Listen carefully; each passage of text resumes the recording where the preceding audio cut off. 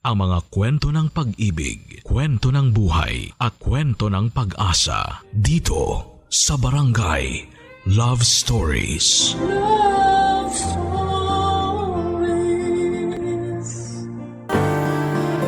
Minsan mahihirapan tayong malaman kung ano ba ang lugar natin sa buhay ng isang tao. Minsan nauuna rin ang hiya sa pagtatanong kaya mas lalo kang maliligaw kung saan ka pupwesto.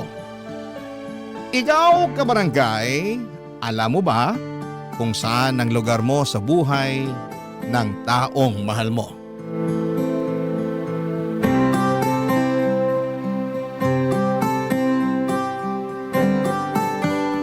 Dear Papa Dudut, ako nga pala si Maritoni, 30 anyos. Nito lang ay nakipag-live-in na ako sa boyfriend kong si Drew. Mas matanda siya sa akin ng 10 taon. Nakatira ko sa bahay niya. 28 years old lamang siya noong pinagawa niya ang bahay na yon sa tulong ng kanyang yumaong asawa na si Jen. Nag-ibang bansa kasi silang pareho noon ng ilang taon bago nagpa siyang manatili na lamang sa Pinas matapos magawa ang bahay na gusto nila. 5 years ago lang nung namatay ang asawa niya. Wala silang naging anak kaya nasolo ni Drew ang buong bahay. Hindi na nga sana siya mag-aasawa pa dahil masyado siyang nalugmok sa pagkamatay ng kanyang dating asawa. Kaya lang nung nakilala niya ako ay sinubukan niya ulit na maging matapang. Binuksan niya ulit ang kanyang puso. Nagmahal siyang muli. 1 taon pa lang naman kaming magkarelasyon sa ngayon, Papa Dudut, pero naramdaman na namin na kami na talaga yung magiging magkasama sa panghabang buhay. Hindi na kami mga bata para hindi magseryoso. Kaya nga nung time na inoffer niyang magsama na lamang kami sa isang bahay, pumayag ako. Sayang din naman kasi ang upa ko. Ako na lang ang umako ng bayad sa mga bills sa bahay bilang tulong kay Drew. Lalo't hindi rin naman ganong kalaki ang kinikita niya kumpara noong nasa ibang bansa siya. Mas malaki ang sahod ko kesa sa kanya. Kaya kung meron mang mga gastusin sa bahay, ako na ang nagbabayad. Wala naman yung problema sa kanya, bukas naman ang kanyang isipan sa ganong klase ng setup namin, Papa Dudut.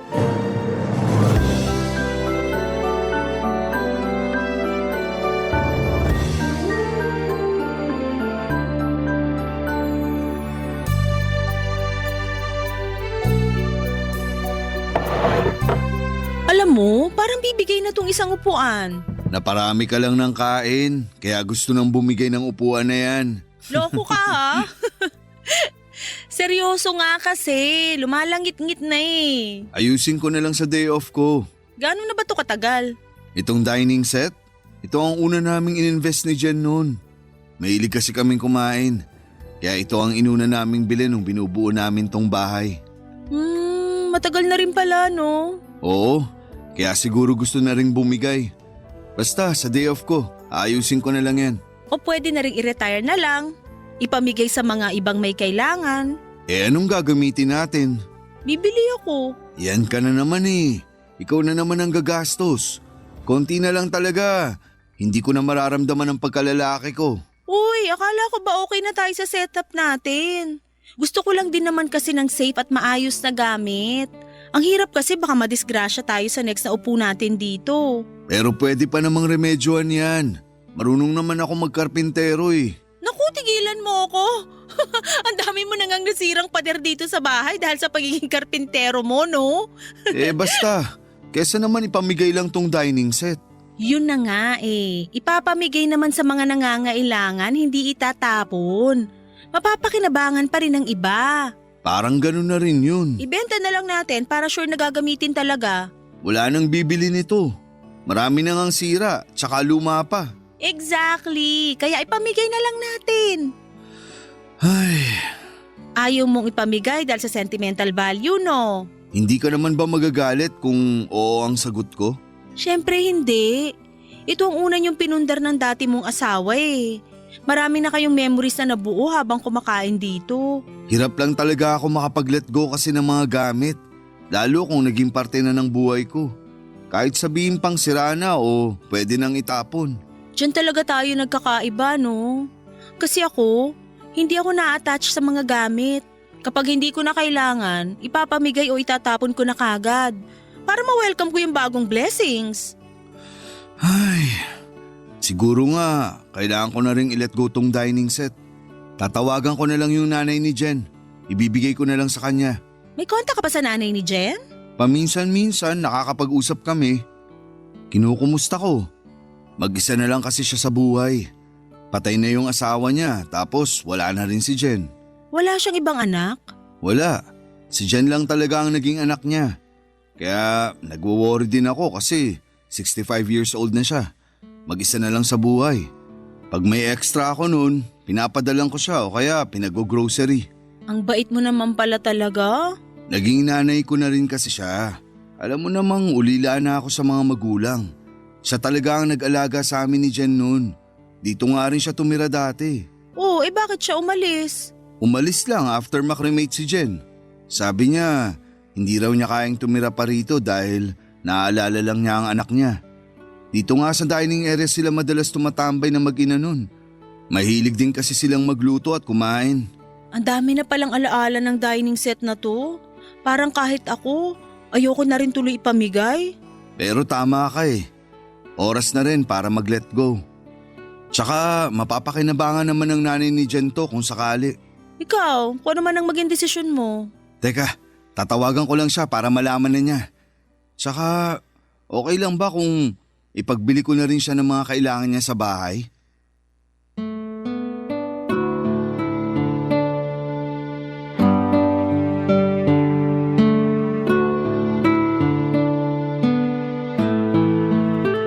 Papadudo tumango ako bilang pagpayag sa sinabi ni Drew. Hindi naman kasi problema kung mag-aabot siya sa nanay ng yumaon niyang asawa na si Jen. Kawawa rin naman kasi lalo't nalaman kong mag-isa na lamang pala niya sa buhay at isa ng senior citizen. Pagkatapos noon ay masayang kinuha ni Drew ang kanyang cellphone at tinawagan ang dati niyang biyanan. Nanay pa rin ang tawag ni Drew sa kanya at nakita ko talaga ang kakaibang saya sa mukha ni Drew nang makapag-usap silang dalawa.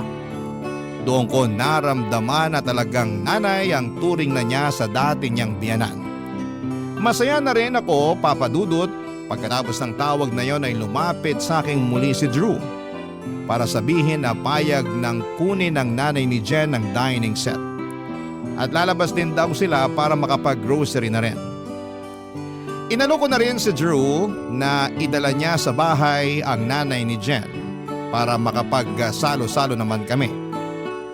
Natuwa lalo si Drew at tinawagan muli ang nanay ni Jen. Pagkatapos noon ay in-schedule na nila ang pagsundo sa kanya ni Drew. Sinabi nito na pwede siya sa katapusan ng buwan. Isasabay na lang din daw niya ang pagkuha sa dining set noon at sa pag-grocery. At nang matapos muli ang kanilang usapan, niyakap ako ni Drew at nagpasalamat dahil naging mabuti ako sa dati niyang biyanan, ang nanay ni Jen. At nang sumapit ang katapusan ng buwan ay doon na kami nagkaharap ng nanay ni Jen. Sinundo siya ni Drew sa bahay nito at napag-usapan na manananghalian muna sa bahay bago sila pupunta sa grocery store para bumili ng kailangan nito, Papa Dudut.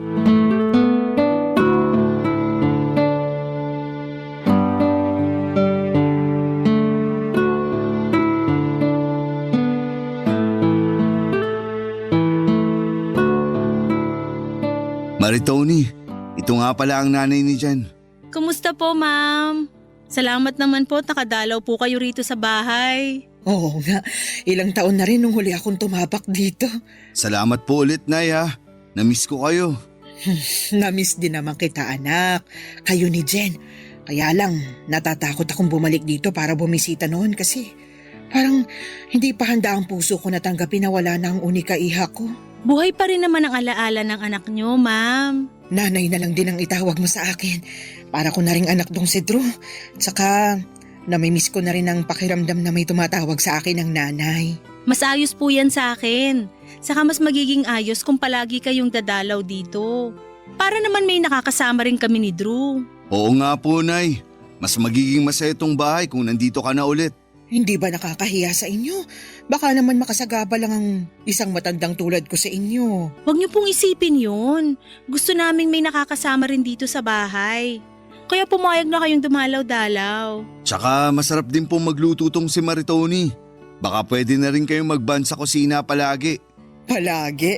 Kung palagi dito na lang din kaya ako tumira ulit. Kung pwede naman po. Sana hindi niyo masamain ha. Meron sana akong sasabihin Ano po yun?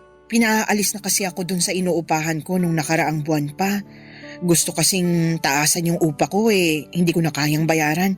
Hindi naman kasya sa pensyon ko. Baka kulangin ako lalo't may maintenance na rin ako. Bakit hindi nyo agad sinabi sa akin to, Nay? Para nagawa natin ang paraan. Naisip ko na rin namang lumapit sa'yo kaya lang nabalitaan ko ang meron ka na raw bagong kinakasama. Kaya naunahan na rin ako ng hiya. Nay, dito na kayo tumira. Sigurado ba kayo? Magaling naman ako maglinis. Ako na rin palagi magluluto para may ambag ako sa inyo. Gawin niyo akong kasambahay, kapalit ng pagpapatira niyo rito sa akin. Walang kailangang iambag. Lalo hindi kayo magiging kasambahay. Ipahinga nyo na lang po at gamitin nyo na lang yung pensyon nyo sa maintenance nyo at kung ano man yung gusto nyong bilhin. Tama si Maritoni, Nay. Kami nang bahala sa inyo. Salamat mga anak ko. Hindi ko na talaga alam kung saan ako pupulutin pag tuluyan na akong pinaalis dun sa inuupahan ko. Ngayon din po, habang naka-day off kami ni Drew, kukunin na namin ang mga gamit nyo dun sa inuupahan nyo. Mga damit lang ang kukunin. Pwede naman kahit mamaya na lang. Wala naman akong ibang gamit dahil pinamigay ko na nung nalaman kong pinaalis na ako ng nagpapaupa sa akin. Puro damit na lang dun at itong abo ni Jen. Dala nyo po ang urn ng anak nyo? Dala niyo po yung abo ni Jen? Natakot ba kita? Hindi naman nagmumulto ang anak kong si Jen. Dinala ko lang talaga ngayon para makabalik din siya dito sa bahay nila ni Drew.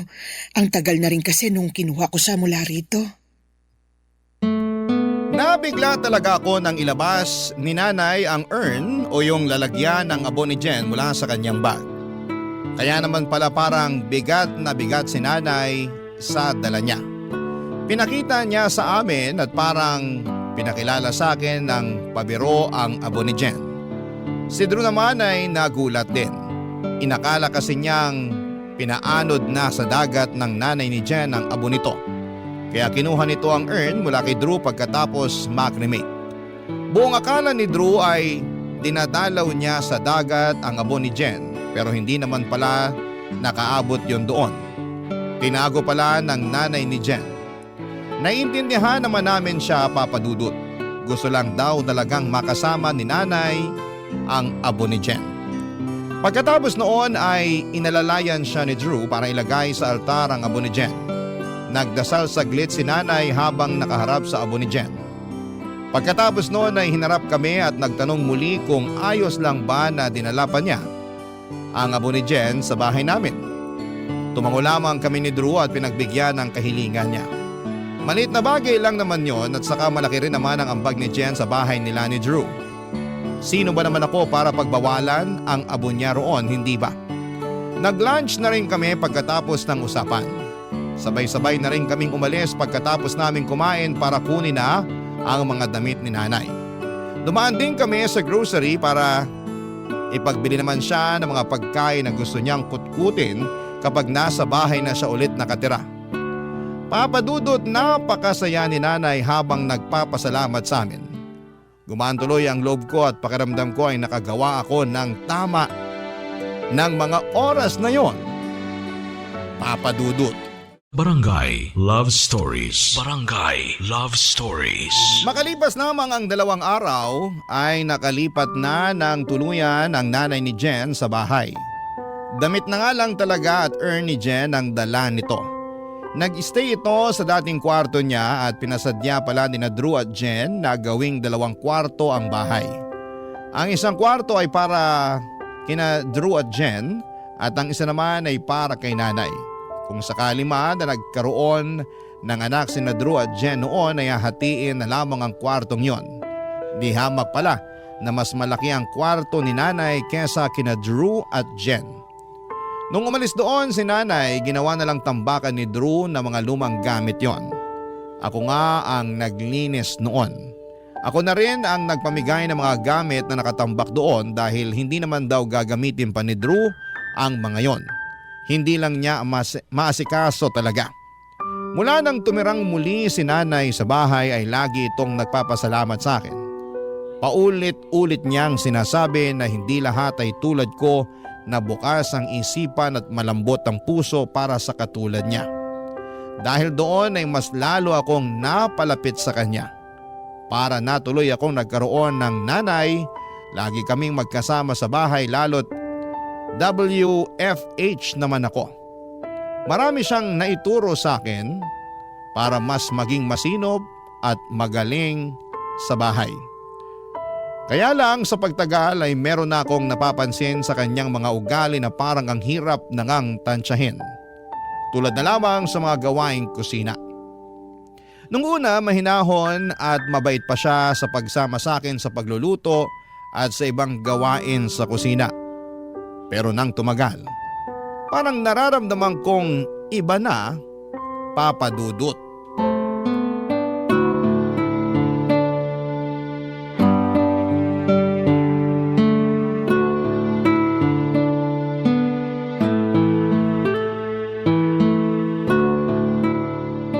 Anong oras daw ang uwi ni Drew? Nasabi ba niya sa'yo? Bago raw mag-alas 7 ng gabi, nandito na raw po siya. Maaga raw silang papauwiin ng boss nila kasi na-reach na daw nila yung quota nila. Dapat pala, mas inagahan natin magluto. Baka mamaya mauna pa siyang makarating dito kaysa mapalambot yung beef na niluluto mo. Relax lang po kayo, Nay. Marunong naman maghintay si Drew sa pagkain kahit gaano pa siya kagutom. Ay, hindi pwedeng ganun, Maritoni. Gumaya ka kay Jen. Dapat minu-minuto nagpapa-update siya kay Drew sa oras ng uwi niya para nakahanda na yung ulam pagpasok pa lang ni Drew ng bahay. Okay nga lang po, Nay. Relax lang po kayo. Ganun na sistema namin ni Drew dito sa bahay. Saka madalas pagka-uwi niya, naliligo muna siya at may kinakalikot sa mga inuuwi niyang gamit. Kaya hindi rin siya naiinip. Mas maganda kasi yung sistema nila ni Jen sa bahay noon. Yun lang naman ang totoo. Medyo matatagalan lang siguro ng konti pa para mapalambot tong beef. Dito po talaga ako hirap palagi eh. Ano po kaya ang dapat gawin? Mahina yung apoy o palakasin pa? Dapat kasi ang ginawa mo binabaran mo ng baking soda yung beef bago mo niluto. Yun ang sikreto sa pagpapalambot ng karne na yan. Pwede po pala yun? Akala ko kasi dapat pukpukin ng tenderizer yung beef tapos dapat manipis yung hiwa. Mali ka na naman. Hindi uobra yan kung walang baking soda. Kami mismo ni Jen subok na yon. Kaya paborito ni Drew ang mga niluluto ni Jen na beef noon kasi malambot. Hindi na pahirapan pa sa pagnguya. Sayang at wala na rito si Jen ngayon. Kasi po sa pagkakaalam ko nakakabawas ng lasa yung baking soda kapag hinalo sa pagluluto ng beef eh. Nasasayang lang yung ginamit na pang-marinate. Di ibabad mo ng 20 minutes sa baking soda tapos hugasan mo. Kung maaga ka lang kasi nag-prepare ng beef, nagawa mo pa sana ng maayos to. Wala. Mas inuna mo yung makipag-video call kay Drew at manood ng TV. Hindi ganyan si Jen. Hanggat hindi natatapos ang mga gawaing bahay, hindi siya magre-relax. Hindi manonood ng TV o hindi magse-selfie. Si Drew naman po kasi yung gustong makipag-video call sa akin kasi nasistress siya sa work kanina. At gusto niya makita ako para mawala raw yung pagod niya. Alam mo ang solusyon para mawala ang pagod at stress niya? Masahe. Pero mukhang hindi mo alam yon. Napansin ko sa mga kamay mo masyadong manipis sa mga daliri mo. Hindi pang masahe. Masakit ang hagod ng mga ganyang kamay.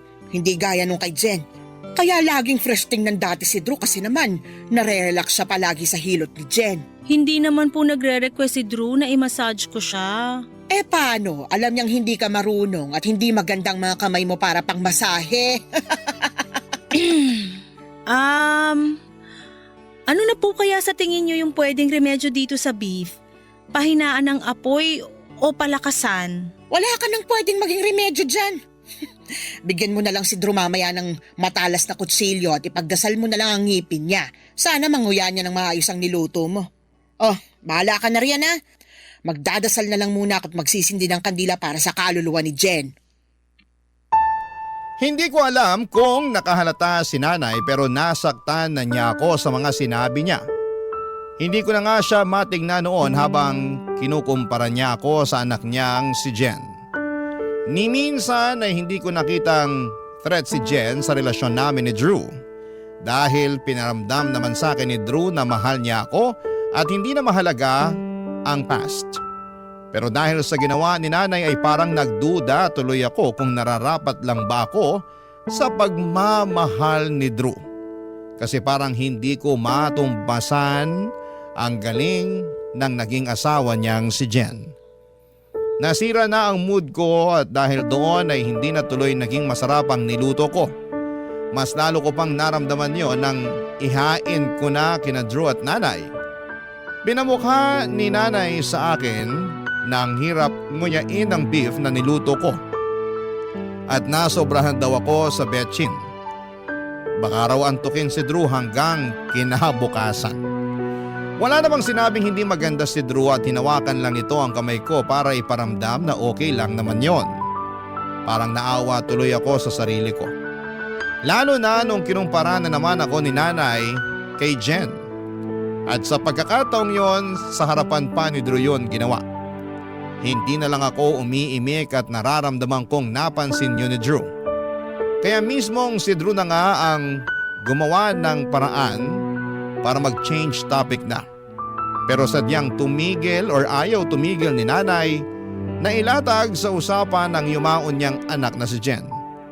Binulungan na lamang ako ni Drew at sinabing pagpasensyahan ko na lang daw dahil hindi biro ang mamatayan ng anak. Tumango na lamang ako at baka na-miss lang ni nanay si Jen noong araw na yon. Pero makalipas ang ilang araw ay ganoon pa rin ang ginawa nito. Meron pa siyang malalang ginawa at hindi ko na yon kayang tanggapin pa. Nangyari yon habang nasa kwarto kami ni Drew isang gabi, Papa Dudut.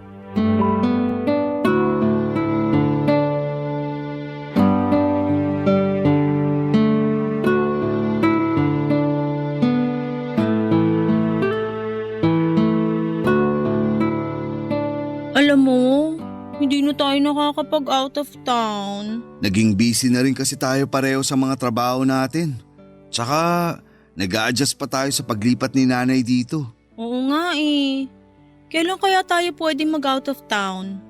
Namimiss ko ng bumiyahe. Puro na lang MRT yung biyahe ko. Pwede siguro sa katapusan. Long weekend yun. Ayan, sige. Saan naman kaya tayo? Hindi pa tayo nakakapag-ikot sa Pampanga. Alam mo, merong sinabi sa akin yung katrabaho ko na meron daw bahay doon na nagluluto ng mga sinaunang putahe ng mga Kapampangan. Sa Mexico, Pampanga raw yun eh. Ay, nabalitaan ko nga yan. Gusto ko rin makatikim ng cookies ng patron saint nila na si San Nicolas de Tolentino. Patron saint ng mga bata, baker, mga may sakit at kalamidad. Alam ko yan. Pande San Nicolas ang tawag sa cookies na yun. Sige, bumili tayo para ipasalubong sa mga kaibigan natin at kay nanay. Naisip ko nga pwede rin nating ibenta yun dito sa Manila. Patok yun sigurado. Hindi na ako makapaghintay. Feeling ko parang mag-honeymoon ulit tayo noon. Bakit kasi hihintayin pa natin na mag-out of town para makapag-honeymoon ulit tayo? Eh kung pwede naman na nating simulan ngayon. Loko ka talaga. Nakahanap ka na naman ng tiyempo para harutin ako ah. Hindi ah. Mukhang pinain mo nga lang yung salitang honeymoon para makascore ka sa akin eh. Aminin mo na. Tayong dalawa lang naman ang nandito. Pakis naman. Bukas na lang, matulog na tayo. Baka kung saan pa mapuntay ang halik na yan eh. Eh di hayaan natin kung saan man mapunta ang kiss mo sa akin. Dali na. True naman, nagsisimula ka na naman ah. Eh di tapusin mo na para makatulog na tayo. Dali na. Sige na nga, isa lang ah. Isang kiss, tapos hayaan na natin kung saan tayo dalhin. Ay, ayoko ng ganyan. Huwag kang maharot. Ay, pasensya na. Nagulat ba kita, Maritoni? Pasensya na kung bigla akong pumasok ka. Narinig ko kasi kayo naghahagikikan pa kaya naisip kong pumasok na lang agad. Nay, may kailangan po ba kayo? At bakit dala niyo ang Ernie Jen? Nanaginip kasi ako kanina. Ano pong panaginip? Ayos lang po ba kayo? Ayos lang ako. Medyo nakaramdam lang ako ng konting lungkot. Napanaginipan ko kasi si Jen eh. Nilalamig daw. Paano ko ba to sasabihin? Kinausap kasi ako sa panaginip ni Jen.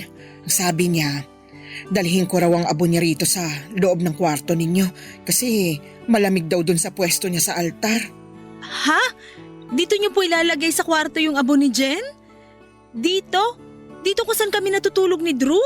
Oo eh. Pakiramdam ko natatakot lang mag-isa si Jen sa altar. Kaya siguro nagparamdam siya sa akin sa panaginip. Saan ko ba siya pwedeng ipatong? Okay lang ba kung dito na lang sa may tokador? Nay, wag po rito sa tokador kasi masyadong malapit sa kama namin eh. Sa katabi pa ng pwesto ko sa paghigayan tokador. Kung ayaw mo, di ilipat na lang yung tokador sa pwesto ni Drew para doon ko na lang ipatong tong abo ni Jen. Mas gusto nga siguro yon ng anak ko para malapit pa rin siya kay Drew. Sige Nay, okay lang. Ililipat ko na ngayon ang tokador dito sa pwesto ko para may ipatong na ang urn ni Jen. Salamat, Drew. Alam kong maiintindihan mo ko. Mula ngayon, wag mo na siyang aalisin sa kwarto niyo ha.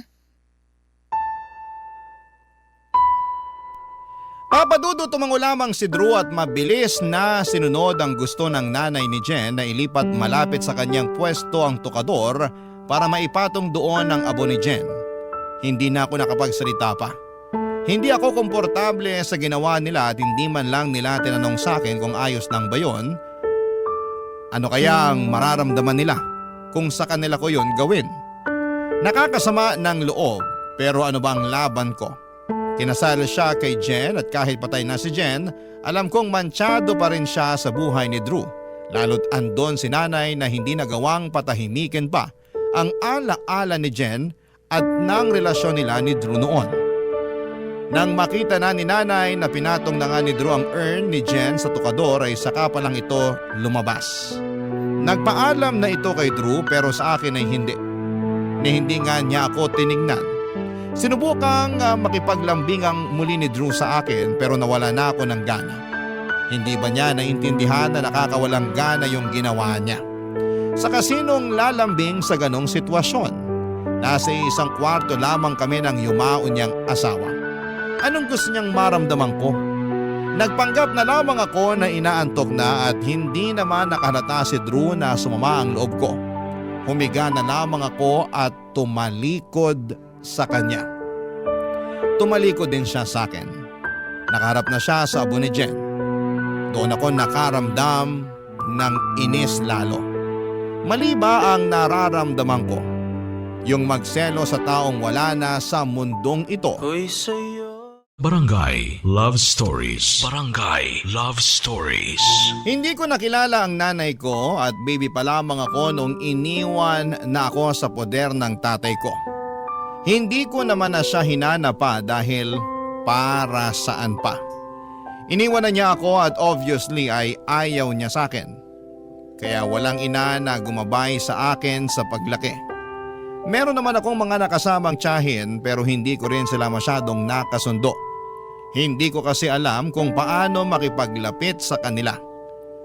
Kaya naman sa huli tinanggap ko na lamang na ganon talaga ang kapalaran ko. Umaasa na nga lang ako sa mga nakakarelasyon ko na mapalapit sa mga nanay nila. Para sa ganon ay parang meron na rin akong isang ina. Si Drew naman noong naging kami ay nalungkot ako ng bahagya kasi wala na siyang nanay na pwede ko sanang makalapit. Pero laking tuwa ko nang malaman kong meron pa siyang kinikilalang ina sa katauhan nga ng dati niyang biyanan, ang nanay ni Jen. Akala ko talaga ay may experience ko na ang pagmamahal ng isang ina sa katauhan ng nanay ni Jen. Noong simula ay oo, pero noong tumagal ay lumabas din ang katotohanan.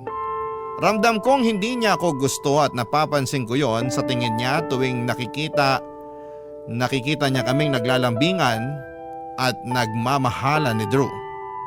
Lagi niyang sinisingit sa usapan ng anak niyang si Jen sa tuwing napapansin niyang lumalalim na ang lambingan namin ni Drew, Papa Dudut. Hindi naman nakakahalata si Drew doon, tanging ako lang. Isang bagay na hirap kaming explain ng mga babae. Alam namin kapag hindi kami gusto ng kapwa namin babae. Siguro yon ang sinasabi nilang intuition namin. At palong-palo ang intuition ko pagdating kay Nanay Papa Dudut.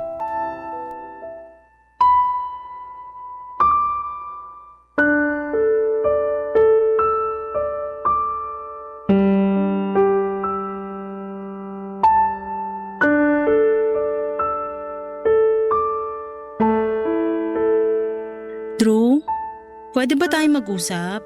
Oo naman, may problema ba? Parang balisa ka ha. Hindi ko na kasi matiis to eh. Kailangan ko nang sabihin sa'yo bago pa ako sumabog. Mukhang seryoso to ha. Ano ba yun? Kinabahan naman ako bigla. Si nanay kasi eh. Anong nangyari kay nanay? Asan siya? Kumalma ka. Walang nangyaring masama sa kanya. Ano pala? Alam ko mas matagal mo na siyang kakilala kaysa sa akin. Pero kasi, paano ba to? Huwag mo mamasamain yung sasabihin ko ha. Diretsahin mo na ako. Hindi ako mapakali. Okay. Nararamdaman ko kasi na hindi ako gusto ni nanay. Ha? Saan naman galing yan? Sa tuwing wala ka kasi, lagi niya akong pinagdadabugan. Tapos kapag nakikita niya na naglalambingan tayo, bigla siyang sisingit at magkukwento tungkol sa mga masasayang memory niyo ni Jen. Hanggang sa bigla ka na lang titigil sa paglalambing sa akin.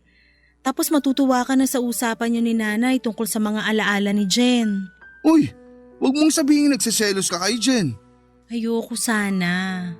Pero yun na kasi yung nararamdaman ko, lalo tuwing pinapamukha sa akin ni nanay na mas magaling si Jen sa kusina. Mas magaling si Jen sa pag-aalaga sa'yo. Mas maganda at mas sexy si Jen kesa sa akin.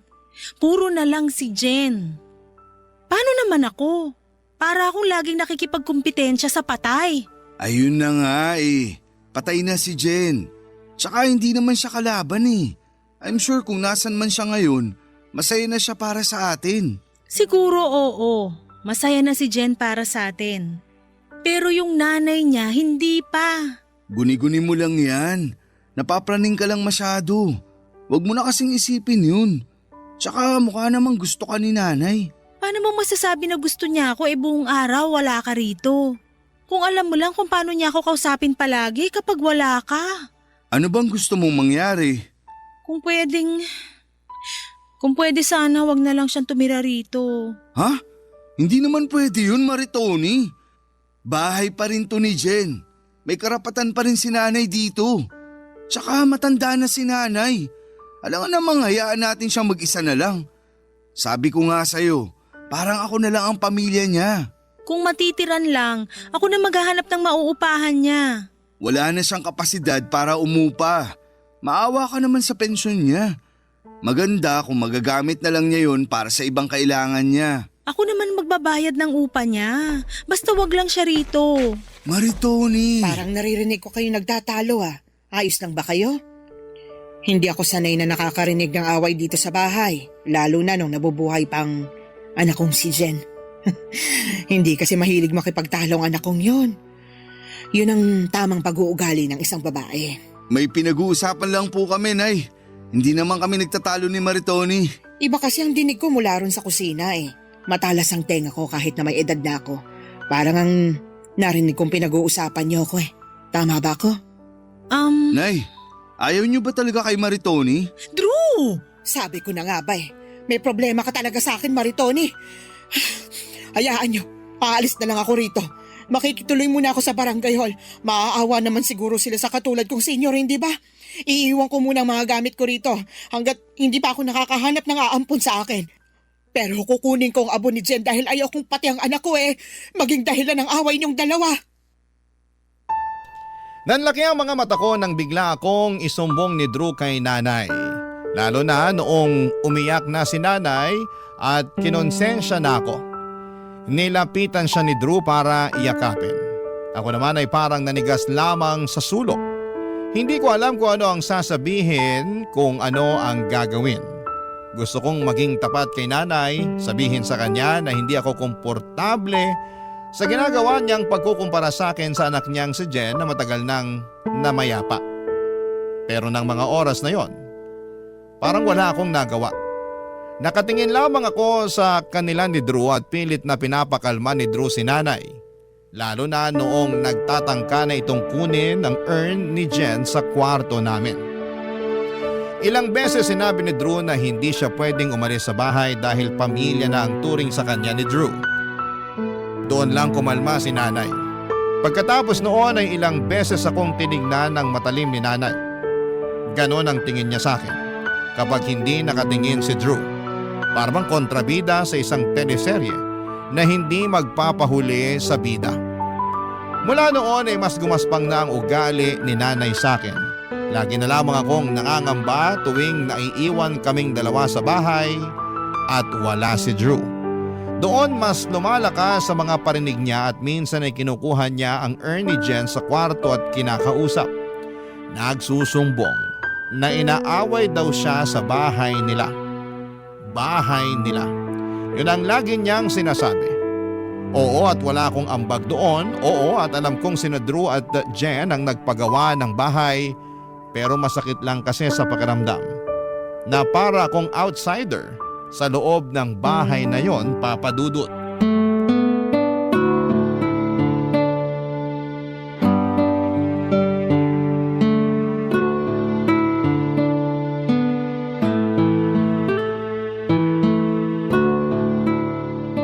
Nay, gusto niyo na po bang kumain?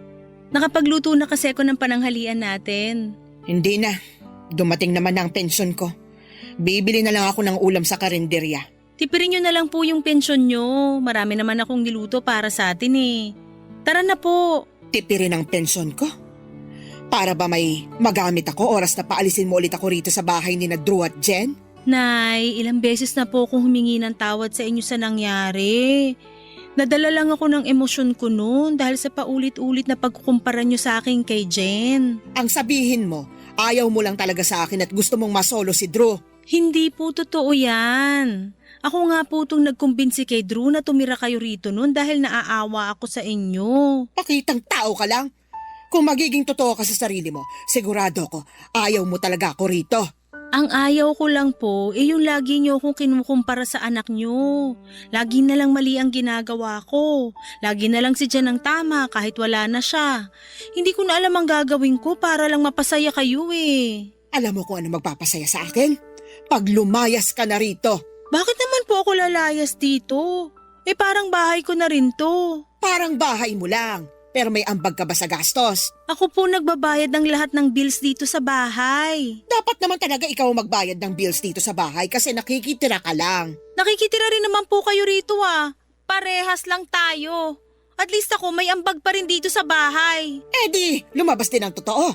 Ipapamukha mo rin pala sa akin na wala akong ambag sa bahay na to.